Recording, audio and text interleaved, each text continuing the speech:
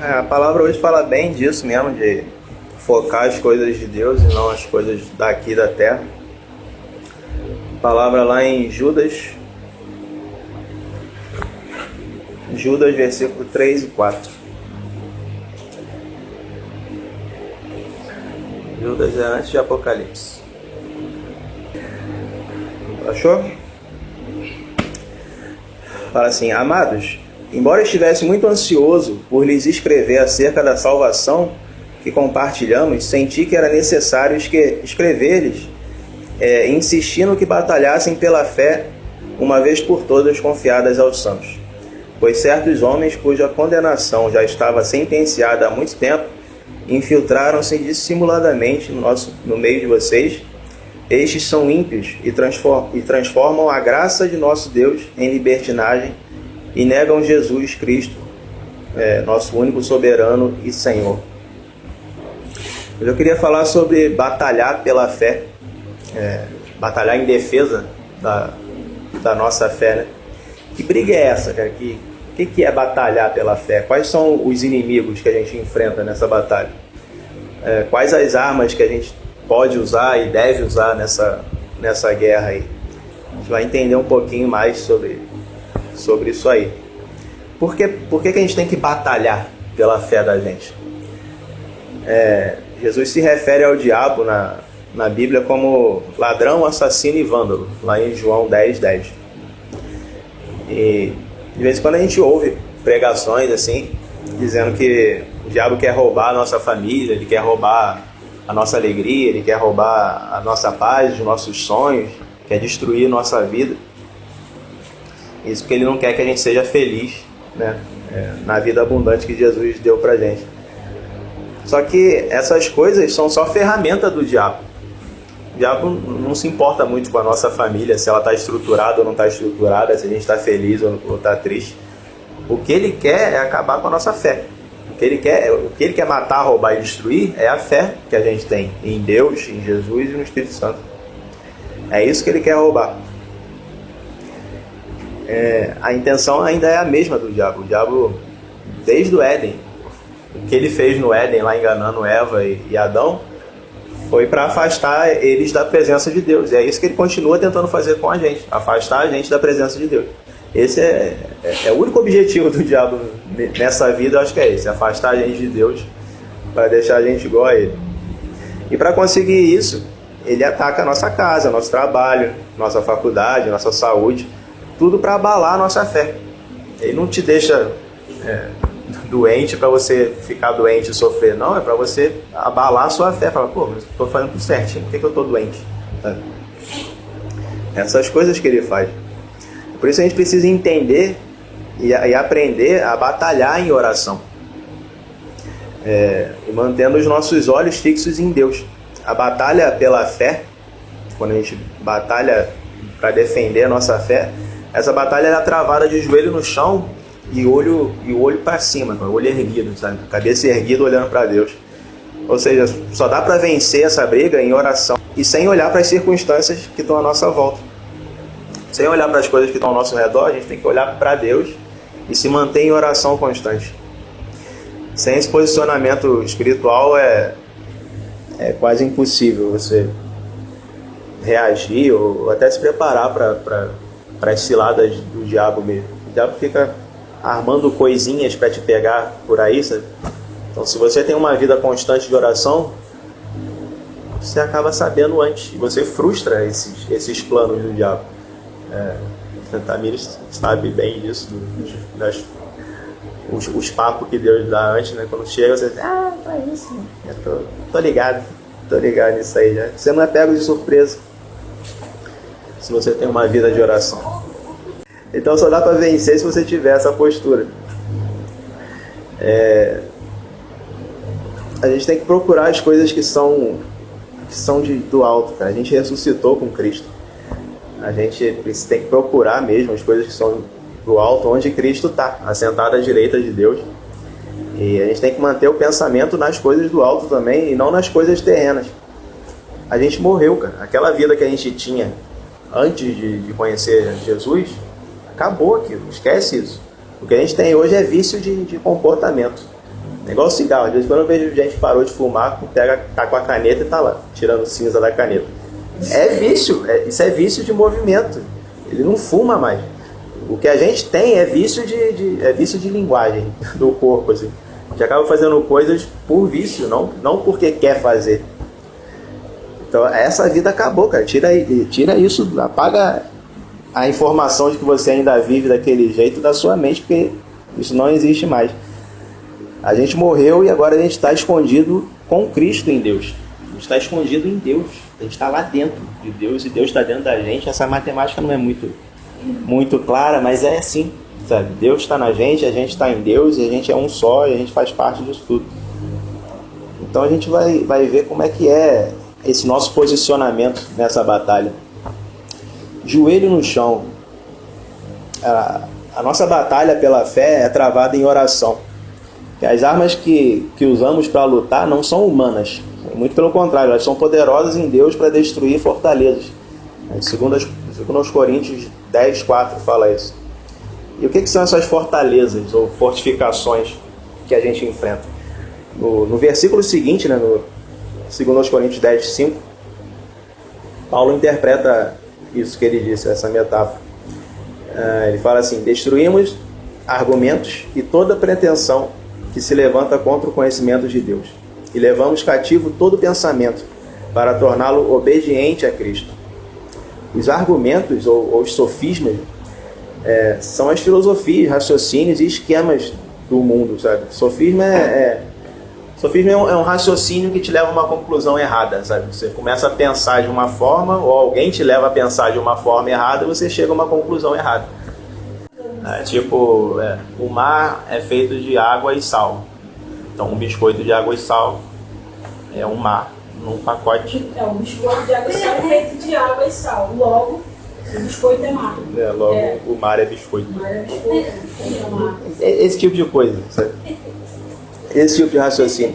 Mas isso acontece muito em política, acontece muito na televisão, propaganda. Agora a gente está vendo muito isso com ideologia de gênero. Né? Ideologia de gênero. Pode ser o que eu quiser. Como assim, se Jesus morreu por nossos pecados, nós podemos pecar então. Também. Quer ver um sofisma? Você falou, eu lembrei, um sofisma famoso agora. Aquilo que Jesus fala, o pessoal fala que Jesus veio cumprir a lei, então a gente não precisa mais da lei. Tá, só que você cumprir a lei não abole essa lei. Roubar é crime. Se eu deixo de roubar um carro, roubar o carro não deixa de ser crime por causa disso. Continua sendo crime. E Jesus mesmo, na sequência do verso que ele fala isso, ele fala: eu não vim para não cumprir a lei. Eu vim para dar o pleno entendimento dela. Então, se alguém não cumpre a lei e ensina os outros a fazer o mesmo, a não cumprir a lei, esse cara é o menor do reino de Deus. Agora, se alguém cumpre a lei e ensina os outros a fazer o mesmo, a obedecer a lei, esse cara é grande no reino de Deus. Aí você pega o pessoal falando isso, que não precisa cumprir a lei, e fala: cara, você está fazendo uma besteira do tamanho do mundo, sabe? Você está ensinando as pessoas a não cumprir a lei como você não cumpre. A gente falou que a nossa justiça tinha que exceder. No mesmo texto ele fala isso. No mesmo texto ele fala isso. E aí você pega o pessoal... o pessoal faz muito isso... quem faz muito isso é o pessoal desigrejado, que não... toma bronca do pessoal na igreja e tal, um monte de coisa, e fala: não precisa disso, não precisa daquilo, não precisa fazer isso, não precisa fazer aquilo, precisa amar o próximo. Também, cara, você tem que fazer amar o próximo e o resto todo também. Por favor, né? Esse é o maior mandamento, não é o único, né? Amar a Deus e ao próximo são os maiores, não são os únicos. Eu sou a igreja, não preciso me juntar com ninguém. O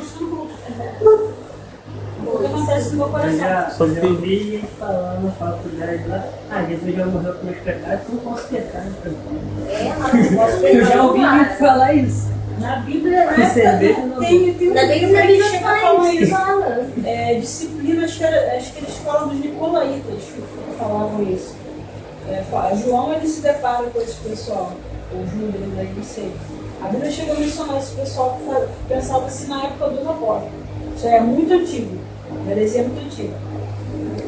Então a pretensão ou altivez, ela tem a ver com qualquer coisa que seja orgulhosa, e centrada no homem e um homem autoconfiante, né?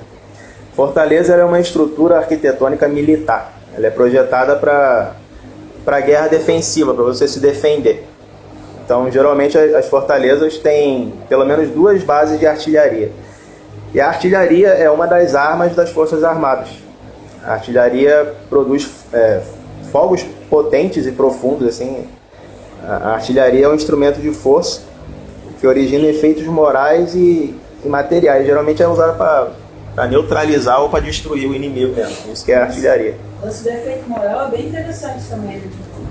Desenho, porque, pô, esse bomba de efeito moral, ela não te mata, ela não faz nada, mas ela te desanima de continuar o negócio. Não, ela machuca. Machuca se pegar, né? Mas assim, o efeito é moral. Mais moral dá. Dependendo de como for usado, você mata um. Mas o efeito dela maior é moral. E não é isso que o diabo faz quando a gente está lá na boa batalha. Aí ele vem desanimando, pô, desiste, não vai dar certo mesmo. Pô, lá desse outro lado, você não vai dar certo mais. É bomba de efeito moral no mundo espiritual, cara. Pra você dizer, pô, desiste, ó, ninguém vem mesmo. Pra que você tá fazendo? Igual o gol lá, claro. Pra que você tá botando esse boiler aí? Você só vai te chamar de babaca, não sei o quê. Bomba de efeito moral. Não podia fazer, não podia chegar aí. Eu saquei quando ela começou a falar, saquei, né? Só pra me desanimar.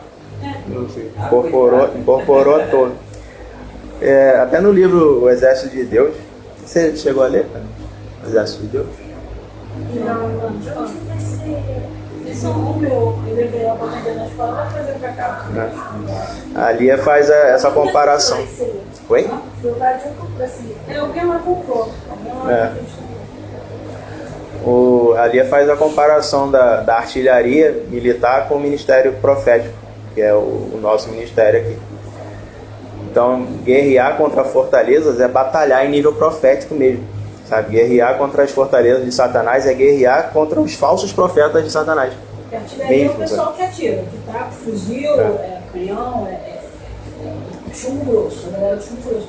Profeta é a galera do chumbo grosso. Seja profeta de Deus ou do mal, estamos falando de chumbo grosso. É por isso que aqui a gente insiste tanto, que a gente enche a paciência de vocês, esse negócio de vocês investir tempo em oração.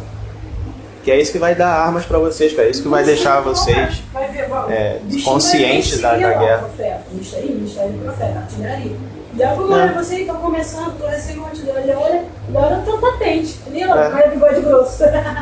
Ele olha a cor do teu capacete, sabe? Ele tem uma ponto 60 em algum lugar escondido na porta. Vamos pegar esse cara. Acho que ele vai olhar assim. Antes que ele aprende a usar. Pois é. Com a sandália da humildade. É por isso que a gente perturba vocês com isso, cara. Fala, gasta tempo em oração, vai orar, vai aprender a ouvir Deus, vai fazer essas coisas todas, vai aprender a ter visão. Que isso vai fazer diferença, isso faz toda a diferença quando você está. Sim. É igual negócio de eu entendi o estudo da coisa. Tem a ver você ficar sem comer, né? Com religião, eu achava que não. A vida inteira eu achei que não tinha lógica o negócio dele. Aí vocês estavam me explicando que porque você consegue controlar o seu corpo. Você consegue mandar. Essas fomes. Eu não consigo fazer não, mas eu achei que era ideia. Pelo menos já entendeu. Já. Não é questão de conseguir, ela não me propôs fazer agora. Então, não é essas orações de costume que a gente tem, vou orar antes de dormir, vou orar antes de comer, vou orar para sair para trabalhar. Não, é orar como profeta mesmo, para ouvir Deus responder, para você ter uma visão de Deus, para você ter uma palavra onde você pode se pautar e ficar ali firme. Ouvindo Deus é uma conversa, você tem que conversar com Deus, e isso que a gente fala sempre com vocês. E a oração do justo é poderosa e eficaz, e a oração profética também é poderosa. Elias, profeta lá de Israel, ele era humano, cara, ele era homem igual a gente, sujeito às mesmas paixões, às mesmas tentações que nós. E a Bíblia diz que ele orou fervorosamente para que não chovesse, e não choveu. Durante 3 anos e meio não caiu água em Israel, porque Elias orou para isso. Ele falou, então não vai cair água, pronto, acabou. Pronto, falei, não vai chover, e pronto. E não choveu, cara. E aí depois ele orou de novo, e o céu deu chuva, e a terra voltou a produzir fruto lá.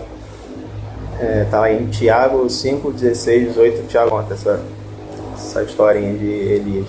Então a oração ela manifesta o poder de Deus que habita em nós.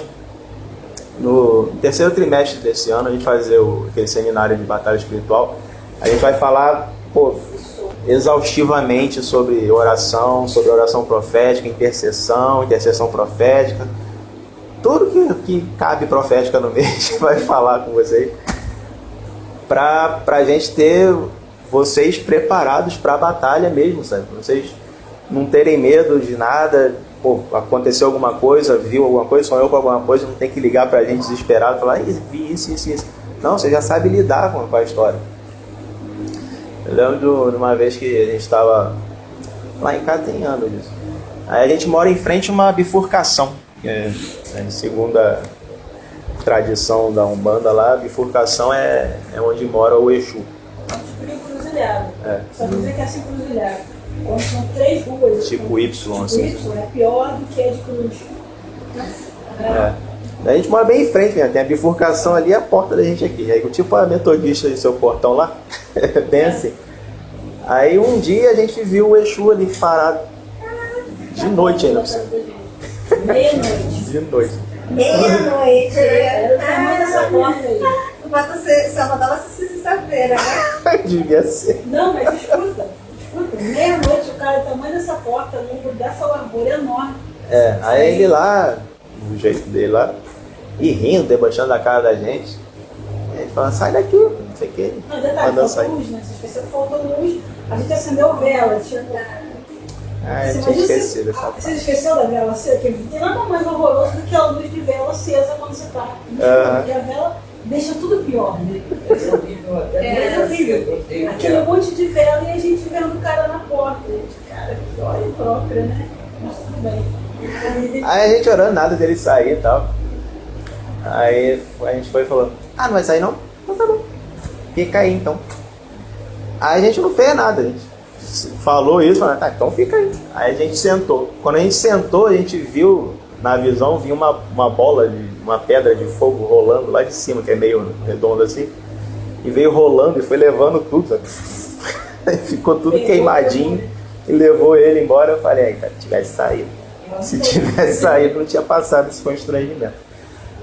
Aí até o pastor, na época que a gente estava na igreja lá, a gente contou pra ele.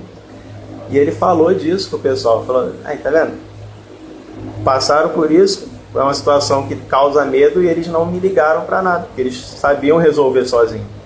E é assim que vocês têm que ser, cara. Vocês não precisam ter medo dessas coisas. Vocês têm que saber resolver.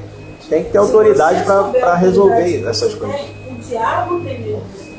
Se você souber a autoridade que tem, o diabo sabe a autoridade que você tem, mesmo que você não saiba. Se ele souber que você sabe, aí ele fica com medinho. Ele é que nem cachorro pequenininho, né? aqueles pequenininhos. Parece que ele vai. Ele vem aqui para ver se você tá com medo. Aí se você dá ideia, ele vai embora. Se você vê que você tá com medo, ele morre. Essa parada mesmo. É igualzinho. Não fica nada. Então no seminário a gente vai falar disso tudo, a gente vai explicar bem direitinho. Hoje quase aconteceu isso que eu mando mensagem no WhatsApp pra você, que eu sei que a André também lê.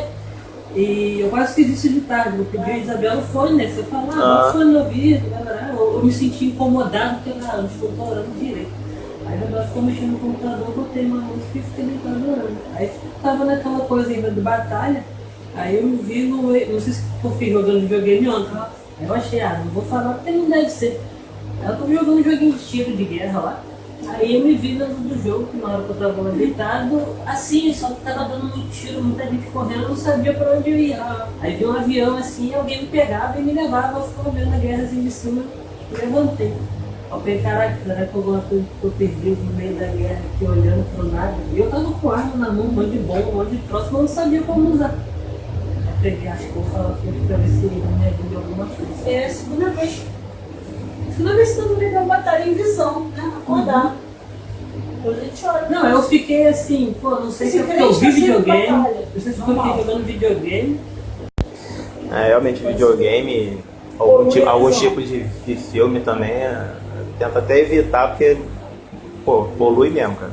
Você ficar muito tempo então, Pô, Eu acho que a gente quer muito visual, a gente usa muita linguagem visual. a gente que busca muita visão assim, você tem que ter cuidado com essas coisas. Não tô falando que você não jogar, tô falando que você ficar o dia inteiro jogando, de noite você vai fechar o olho e você vai ver o jogo. Foi bem mais É normal. dormir, assim. Isso é normal, assim. Acontece com a gente também. Tem filmes, tem desenho que ele se amarra e tipo. Pô, aquele joguinho Candy Crush, eu caí na besteira de botar aquilo uma vez no celular, aí eu fiquei jogando. Aí indo de ônibus pra lá e pra cá, eu ficava jogando esse tempo todo. Aí até um dia que eu fui orar, eu fechava o olho e eu via as pecinhas se encaixando. Eu falei, caraca. Aí eu tirei o jogo do celular, falei, pô, isso tá me atrapalhando. Não posso orar mais sem ver uma bala se juntando com o outro. Muito tempo de jogo, né? Você vai registrando as O imagens. filme pelo menos muda. As imagens tem um tempo, né? O joguinho não é muito tempo isso. Mas dependendo do filme te influencia mesmo. Então você tem que ter Você cuidado. dá uma higienizada na parada. Então a gente vai falar disso tudo, mas por hora o que você precisa saber é isso aí. A nossa oração é uma arma poderosa e o diabo tem muito medo dela. Então, busca aí é para aprender a usar. E nós temos a glória de Deus aqui dentro da gente. Jesus deu para nós, assim. Aí em João 17, 22, ele fala isso, que ele deu a glória que ele tinha antes da fundação do mundo. Né? Pô, imagina a glória de Jesus antes da fundação do mundo. É essa glória que está aqui dentro. Sabe? Essa glória que você não faz ideia de como seja, sabe? É essa glória que está aqui dentro. Então busca fazer ideia de que glória é essa para você aprender a usar. Essa ponta do novelo você tem que achar. Né? Você tem que achar a pontinha do iceberg aí. E é através da oração que a gente pode manifestar esse poder. Orando no Espírito o tempo todo. E com isso a gente não fica inquieto por causa de nada, sabe? Antes de se atribular por qualquer coisa, a gente deixa que as nossas petições elas sejam conhecidas diante de Deus. Pela oração e pela súplica e com ações de graça. Já agradecendo por ter sido respondido. Jesus ensinou que tudo que a gente pede em oração, a gente já deve crer que recebeu, sabe? E se a gente crê que já recebeu o que a gente está pedindo, pô, vai acontecer. Se você pede duvidando, cara, você já está se sabotando ali, sabe? Você já pede um negócio já achando que não vai receber. Então Deus olha, pô, mas que fé é essa, meu filho, que você está falando comigo, né? Você até ofende Deus. Jesus contou uma parábola também sobre a importância da oração. Está lá em Lucas 18, de 1 a 8. Fala assim: e contou-lhes também uma parábola sobre o dever de orar sempre e nunca desfalecer, dizendo: havia numa cidade um certo juiz que nem a Deus temia nem respeitava o homem. Havia também naquela mesma cidade uma certa viúva que ia ter com ele, dizendo: faze-me justiça contra o meu adversário. E por algum tempo não quis atendê-la. Mas depois disse consigo: ainda que não temo a Deus, nem respeito os homens, todavia, como esta viúva me molesta, hei de fazer-lhe justiça, para que enfim não volte e me importune muito. E disse o Senhor: ouvi o que disse o injusto juiz? E Deus não fará aos seus escolhidos que clamam a Ele dia e de noite, ainda que tardio para com eles? Digo-vos que depressa lhe fará justiça. Quando, porém, vier o Filho do Homem, porventura achará fé na terra? Se a gente tiver uma vida de oração, Jesus vai achar fé na terra, com certeza, nem que seja só na gente. Se você tem uma prática de oração, você consegue manter a sua fé à medida que as suas orações vão sendo respondidas. E, claro, aliado com a leitura da palavra, porque se você não lê a palavra, você vai orar e não vai ter fé nenhuma, porque a fé vem pela palavra de Deus. A libertação te ensina até você a orar a palavra. Orar com base na palavra. No início da alimentação, é legal você aprender a orar com o versículo. Tipo, Salmo 91, que é muito usado para batalha espiritual. Para nenhum mal te sucederá, praga nenhuma chegará à tua tenda. Você fazer isso uma oração mesmo. Não é aquela oração feia, não é repeteco de oração, mas tem hora você precisa entender o princípio no início. Você faz parte, você orar em cima da palavra que a gente fala. Você está orando realmente a palavra, faz toda a diferença. Tem muitos salmos que são. A maioria dos salmos são orações do pessoal mesmo. Se você pegar aquilo ali para para orar como se fosse você falando, é muito legal. Você aplica a palavra e você está orando a palavra. Não fica achando que você está rezando a palavra, não. Tá rezando. É prática de fé mesmo, sabe? Você colocar a fé em ação. E a gente tem que evitar também, cara, as coisas que mancham a comunhão da gente com o Espírito Santo, coisas que interferem em nossas orações. A gente precisa temer ao Senhor, e temer ao Senhor não é ter medo, temer ao Senhor é ter reverência. Salomão, ele define, faz um resumo aqui do que é o temor do Senhor, né? Lá em Provérbios 8:13, ele fala assim: o temor do Senhor é odiar o mal, a soberba e a arrogância, o mau caminho e a boca perversa eu odeio. Cara, aparta essas coisas da vida de vocês, assim. E as suas orações vão ser sempre ouvidas e respondidas. Guarda o coração dessas coisas e o poder de Deus vai operar, né, através das suas orações. A Bíblia fala também que os olhos do Senhor estão sobre os justos e os ouvidos atentos às suas orações, mas o rosto do Senhor é contra os que fazem o mal. Em 1 Pedro 3:12. Acho até que o rosto do Senhor se vira para de quem pratica o mal, até para não ver o mal que a pessoa está fazendo, né? Por misericórdia mesmo. A pessoa está praticando o mal, você nem olhar, que é para não ter que agir Porque Deus é santo. com justiça. Você vai orar, é exatamente a questão do misericórdia. Ele é santo, Deus é amor, mas ele foi consumidor. Aí você tá lá planejando mal, ou seja, é pecado. Aí chega Deus com toda essa, aí você pede: Senhor, faz o bem para mim, mas você tá pensando mal pro outro. Cara, a santidade deve consumir alguma coisa aí. Se você está fazendo besteira, cara, você tem que orar sobre a besteira que você está fazendo. Não adianta você orar sobre outra coisa, sabe? Você está fazendo bobagem, cara, ore sobre a bobagem que você está fazendo, pede perdão e para com isso. Sabe? A sua oração tem que ser focada ali. Não adianta você pedir outras coisas que Deus vai olhar e falar: pô, não é esse o seu problema, sabe? Não é isso que você está precisando agora. Hoje eu compartilhei um vídeo do Keith Lee, de gratidão, e uma música tem a legenda, e uma hora ele fala um negócio maneiro. Ele fala: eu não posso mais alimentar, eu te amo, mas eu não posso alimentar a tua carne. Deus fala: depois você pode falar no grupo. Pô, muito maneiro. Manda pro Zap também, cara. Manda pro Zap. Pra mim ver. Que é um vídeo muito maneiro, muito maneiro. Muito forte, assim, Paulo.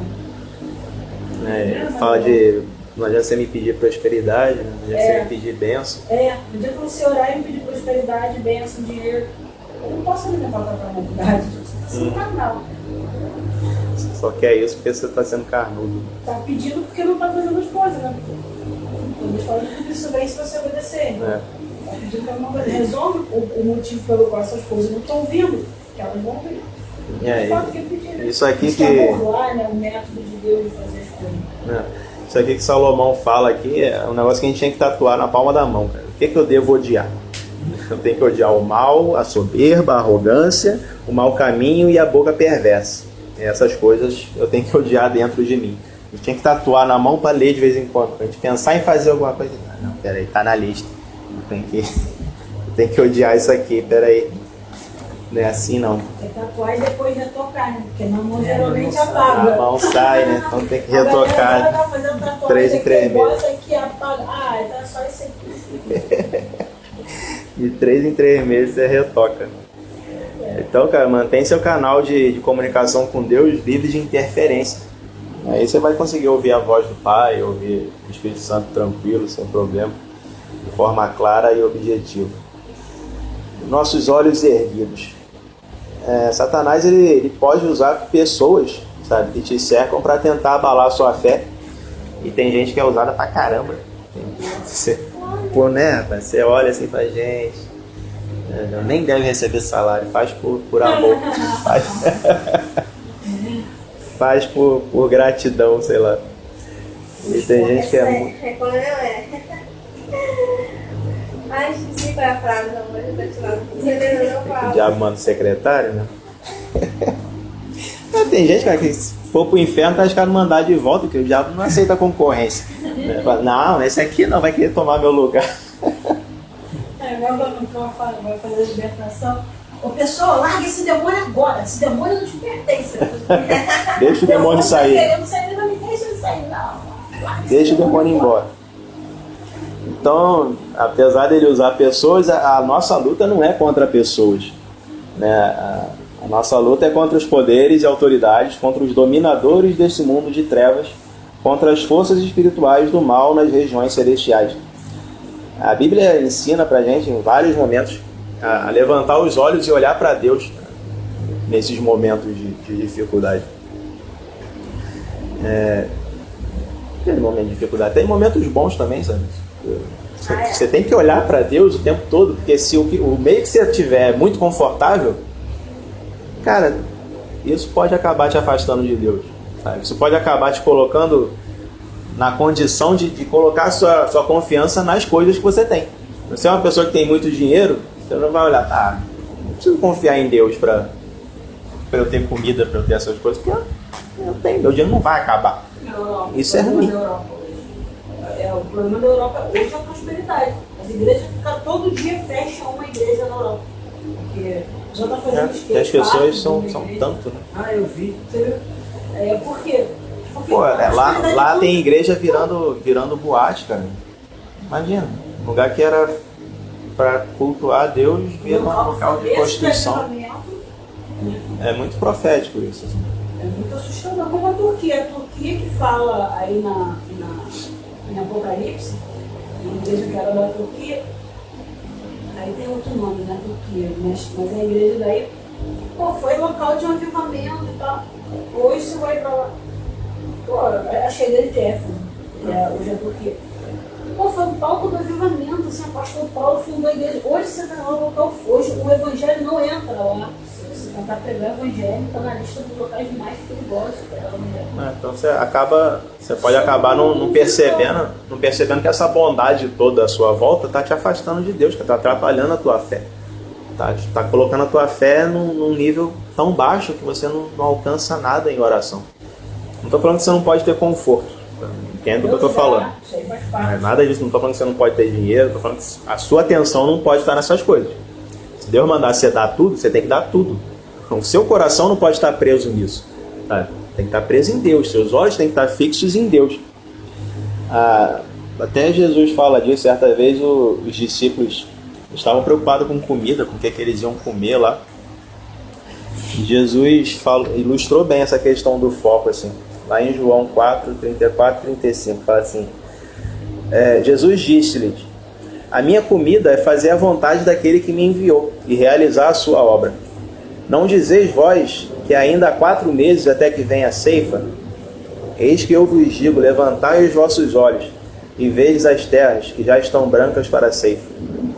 Então, o que Jesus está falando aqui é que se a gente focar a nossa atenção no que cerca a gente, essas questões de o que eu vou comer, o que eu vou vestir, como é que eu vou pagar a conta de luz, conta de água, como é que eu vou fazer isso, como é que eu vou construir minha casa, como é que não sei o que, como é que sei o que lá, como é que eu vou pagar um curso, como é que, sei lá, quais são os problemas. Enfim, se a sua atenção estiver nisso, você nunca vai conseguir olhar para a obra de Deus e ver que tem coisas já para ser feitas, sabe? Ver que tem coisas prontas para acontecer e você pode ser usado para aquilo e nunca vai perceber. Porque aqui eles estavam preocupados com a falta de frutos na colheita.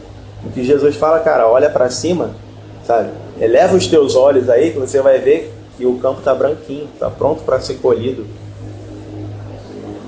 Entende o que eu estou querendo falar?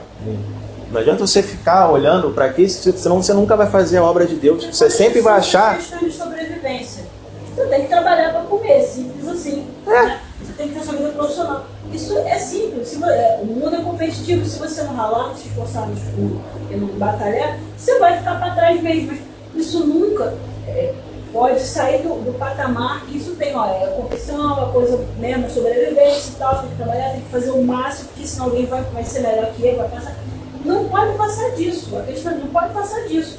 Não pode ser, pode ser prioridade dentro dessa esfera aqui, mas isso nunca pode estar de questão de Deus, né? Esse Você nunca vai conseguir fazer a obra de Deus, vai ter sempre alguma coisa que você precisa fazer antes. Não, antes eu preciso terminar isso aqui, antes eu preciso comprar aquilo ali, antes eu preciso fazer isso aqui. Se pensar, eu preciso de dinheiro para fazer missões. Você nunca vai fazer missões. Você nunca vai fazer nada. A coisa que missionário nunca tem é dinheiro. É dinheiro, tá? Faz parte do do pacote, procura Da missionário. profissão, sabe? Não conheço missionário sério que tem dinheiro. Não conheço.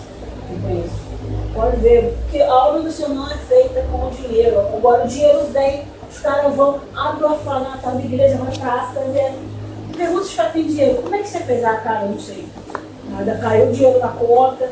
E é porque é feito uma dependência, a parada é oração, o dinheiro vem, não falta nada.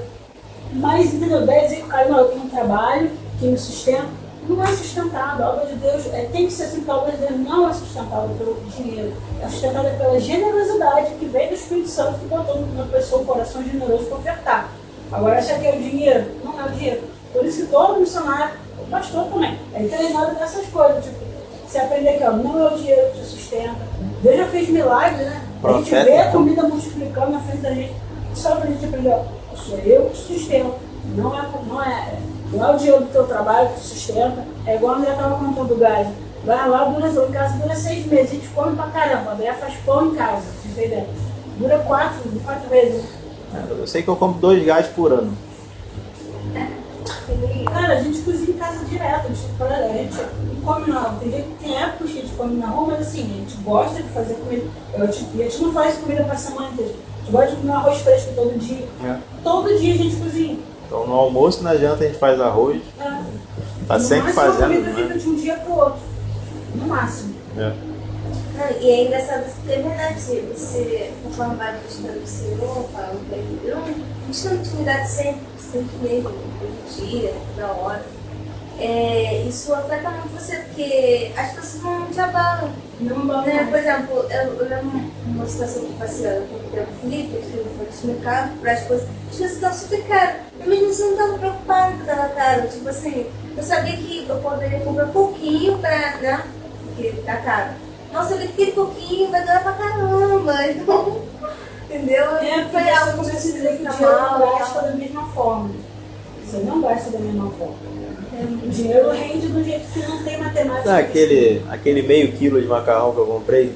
Tá durando aquele negócio, hein? Rapaz, eu já tô achando isso milagre, porque a gente come macarrão todo dia. Tem quase um mês, o pacote de meio quilo de macarrão não acaba. Aquele pacote. A gente não aguenta mais comer macarrão. Semana passa ele tá lá, só aquele pouquinho passa. Caraca. Eu falei, gente, para com isso, tá chato. Macarrão é esse. É benção, graças a Deus. É muito louco, Não tem matemática que funciona na palavra. Não dá pra explicar. Acho que o profeta sofre mais com isso do que missionário e pastor junto. O profeta é artilharia. Profeta É igual treinamento. Vê treinamento de soldado comum e vê treinamento de tropa de elite. É o treinamento. O profeta é tipo tropa de elite. É o treinamento do pé de passaria. Tapa na cara, por aí. Pô, Estevão foi um rapaz que ele morreu apedrejado. Morreu apedrejado porque ele dizia que Deus se fez carne e morreu por amor a todo mundo. Foi por isso que ele foi linchado. Ele foi linchado por isso, por pregar o evangelho.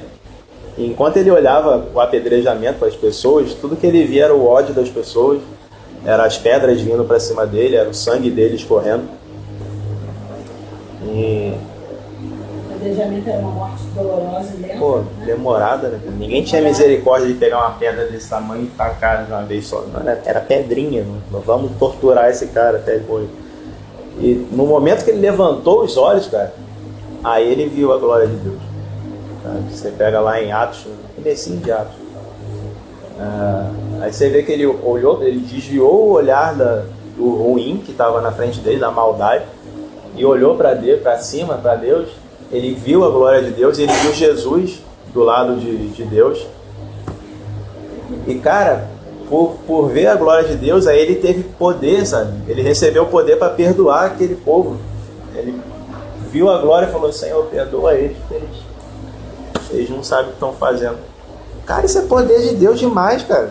O poder de Deus não é você sair correndo pra ir gritando igual um maluco, falando xalabalá, balá, não. É isso, cara. Você tá sendo apedrejado, tá sangrando, tá sentindo dor.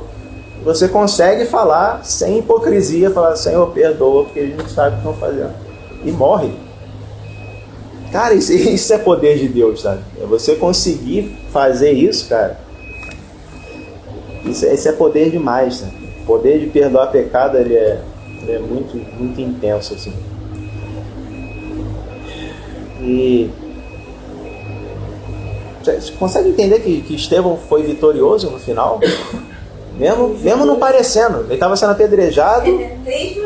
Pô, não parece, cara. Pegaram o cara que ele estava falando de amor, levaram, prenderam numa árvore e tacaram pedra até ele morrer. Parece que ele sofreu uma derrota. Mas não, ele conseguiu vencer o ódio, cara. Ele conseguiu olhar para aquela ruindade toda, para aqueles demônios todos tacando pedra nele e perdoar essa gente. Ele venceu, cara. Ele venceu o ódio, venceu com o amor de Cristo que estava nele.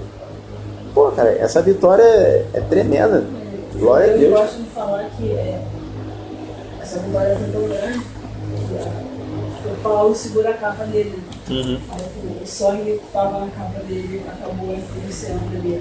O perdão que ele liberou acabou afetando ali o apóstolo Paulo. Em algum momento. Em algum momento mais à frente. Teve uma vez que Jesus estava ensinando numa sinagoga, num sábado, e passou uma mulher que tinha um espírito de enfermidade há 18 anos já, e ela andava curvada, não conseguia ficar em pé direito. E ela não conseguia se endireitar e tal, e Jesus viu ela passando e chamou ela. E engraçado que a mulher não pediu para ser curada. Jesus viu a mulher passando e me chamou, vem cá, você está liberta da sua enfermidade. Botou a mão nela assim, e ela se endireitou e começou a glorificar a Deus. A passagem está lá em Lucas 13, 10 a 13. E mais uns versículos depois, assim, Jesus diz que essa mulher, ela era prisioneira de Satanás. E é isso que eu quero passar para vocês com essa palavra aqui, que essa é a intenção do diabo. É aprisionar você curvado, sabe? Olhando para o chão, sem conseguir ficar de pé, sem conseguir se colocar direito, olhando para as coisas desse mundo, sem conseguir olhar para cima. Eu me lembro que Lia teve um sonho uma vez, e ela sonhou que Jesus voltava. Lembra desse sonho? Jesus voltava e aí pouca gente conseguia ver Jesus voltando, sabe? E eu estava vendo, e eu ficava olhando para um mendigo, e ia me chamando, falando, o que está acontecendo, não sei o quê, e eu fixo, olhando para o mendigo assim, e eu falava, não, esse cara aqui é Jesus, e não desviava o olhar dele de jeito nenhum, cara, que Jesus é um mendigo, não sei o quê. Eu falava, não, esse cara aqui é Jesus, tal. E ela ficava desesperada, o mundo estava acabando, né? Era apocalipse, assim, Jesus voltando, e ela sem entender nada começava a orar e Jesus se revela para ela no passarinho, uma coisa assim, e ela olha fixo o passarinho e fica os dois ali, o mundo acabando em volta e eu olhando para o mendigo e ela olhando para o passarinho. Aqui é Jesus, porque tinha esse detalhe no sonho, se você não tivesse fixo olhando para Jesus, Jesus ia subir para o céu e você ia ficar. Você viu uma coisa, eu vi outra, era uma revelação. Era uma revelação, Era uma revelação de Jesus. A ideia no sonho era, se você tivesse fixo em Jesus, você ia ver a hora que ele ia subir para levar a sua igreja, você ia junto. Então, e é assim que tem que ser, cara. O mundo pode estar acabando à sua volta, você tem que estar olhando fixo para Jesus, para saber o que ele vai fazer, sabe? Para saber qual é a postura dele diante dessa situação toda. Então é isso que a gente precisa, cara. A gente precisa ter essa consciência hoje, sabe? Jesus quer tocar na gente hoje. Não estou falando que a gente às vezes não perde o foco e fica olhando para as coisas. Acontece também. Só que Jesus, ele quer tocar na gente de uma forma que a gente consiga olhar fixo para ele, sem se importar mesmo com o que está à volta, sem se importar com o que estão falando da gente, com o que estão fazendo contra a gente, com o que estão fazendo de bom para a gente, sem se importar com nada. Olhar fixo para ele, porque é olhando para ele que a gente vai saber qual é a postura dele diante dessas coisas todas. Já obviamente tem que fazer esse tipo de coisa. Deus faz um monte de coisa maravilhosa. Aí vamos vem, pega você pelo cabelo, olha aqui pro chão, tá sujo. Aí tipo assim, Deus fez tudo lindo. Não, mas olha aqui, ó, olha aqui, tá vendo aqui? Tá contando tapada. Deixa o telefone. Aí esse cara, ali Deus botou ouro, banquete, amigo, tudo que você imagina de boa. Aí Deus te pega assim, né? Igual olha aqui. Já agarra os cabelos do cangote. E faz assim. E você não se toca. Tipo, Se você não tiver uma postura, se você não entender como é o jogo, você vai pensando como ele. Se você não entender como funciona, ele te faz uma marionete na nossa. Você olha para onde eu estou mandando. Você, não, eu vou olhar para o alto. É igual Estevão não podia olhar, galera. Eu vou olhar para o alto. Isso porque estava em espírito. Porque se ele não treina esse olhar a vida toda, ele também não ia conseguir nessa hora não. Então Jesus quer tocar na sua coluna hoje, nos seus olhos hoje, e livrar a gente, né, dessa falta de foco, para a gente poder erguer os olhos e glorificar a Deus mesmo. Apesar das situações, independente do que estiver acontecendo, a gente glorificar a Deus em tudo. Então eu queria que a gente orasse, queria que a gente curvasse as cabeças para olhar para Deus, sabe? Estou falando de não se curvar, mas diante de Deus você deve se curvar. Então, curva sua cabeça diante de Deus e pede para Ele te tocar mesmo. Senhor, me toca com cura. Eu preciso aprender a ter foco no Senhor. Eu preciso aprender a ter foco no Teu reino, a ter foco nas Tuas coisas. Fala com Deus do seu jeito, Senhor. Fala com Deus do seu jeitinho aí para você ser tratado nisso. Para você perceber as coisas que estão à nossa volta, cara, isso é ilusão, isso vai acabar. Um dia isso vai acabar, cara. Não importa o que é. Não importa se é bom ou se é ruim, vai acabar. O que é eterno é o que está lá. É pro eterno que você tem que olhar. É pro eterno que a gente precisa focar o nosso olhar e falar, cara, é aquilo que me espera. Isso aqui é passageiro. Aquilo lá não vai acabar. Aquilo lá a ferrugem não vai comer. O ladrão não vai roubar. Não vai dar mofo. Aquilo lá não vai acontecer nada. Aquilo lá vai permanecer para a eternidade. Então não foca. Pede para Deus para você ter unção mesmo, para não focar nas coisas que são perecíveis, nas coisas que se estragam, nas coisas que acabam, que envelhecem, que morrem, sabe? Foca no que é eterno. Que aí você consegue lidar bem com essas coisas. Você consegue lidar de boa com tudo que está à sua volta. Porque você vai entender que o seu propósito não é ficar aqui, permanecer aqui. É ir para lá, sabe? É ir para o eterno. Então vamos orar sobre isso. Você ora, Deus, sobre isso? Senhor Deus, o Senhor nos deu olhos para ver, ouvido para ouvir, Senhor. Abre nossos olhos, nossos ouvidos, Senhor, Pai. E os olhos do nosso entendimento, Pai. Porque espiritualmente a gente já consegue ver as coisas, mas abre os olhos do nosso entendimento, Senhor. Para a gente entender as circunstâncias, entender o jogo, como funciona, entender as armadilhas de Satanás, como funciona, saber reconhecer um dardo inflamado do maligno, reconhecer o que é um ataque demoníaco. Nos ensina essas coisas, Senhor. Nos ensina a autoridade que a gente tem, para a gente não viver dobrado diante de Satanás. A gente só quer estar de joelhos diante do Senhor. Tem um provérbio que diz que nunca um homem é tão grande como quando está de joelhos. Senhor, a gente não quer estar apenas de joelhos, a gente quer estar inteiramente prostrado diante do Senhor. E a nossa visão de mundo também tem que estar totalmente conformada.